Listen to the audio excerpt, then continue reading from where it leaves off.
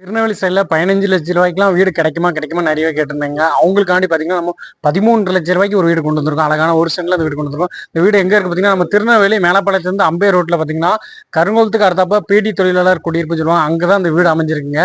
இதே மாதிரி கம்மியான ரேட்டில் எங்கேயுமே வீடு கிடையாது. இந்த இடத்துல மட்டும் கிடைக்கும் பாருங்க. சுற்றி எல்லாமே பெரிய பெரிய வீடு வீடு எல்லாமே நல்ல தண்ணி லைன்லாம் இந்த பாருங்க. நல்ல தண்ணி லைன் எல்லாமே இருக்குது பக்கத்தில்.